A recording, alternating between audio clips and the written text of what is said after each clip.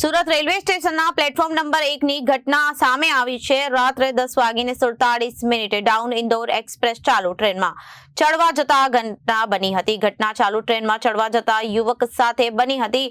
વૃદ્ધનો પગ સ્લીપ થઈ જતા પગ લપસી જતા ટ્રેનના વચમાં આવતા તે જ સમયે સચૂક રેલવે જીઆરપીનો બહાદુર જવાને તેમનો જીવ બચાવ્યો અને તેમની બહાદુરીની પ્રશંસા કરવામાં આવી।